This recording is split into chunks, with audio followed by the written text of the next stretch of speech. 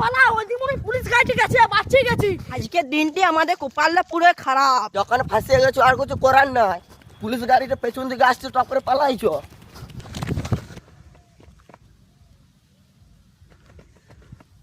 কি হলো রে? ছুটি ছুটি যাচ্ছে কেন?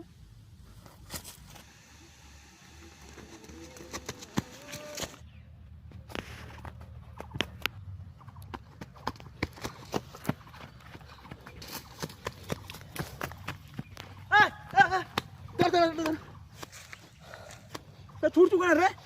ছুটছি কি আর এমনি গো, এখানে আসিও বসিও তারপরে বলছি।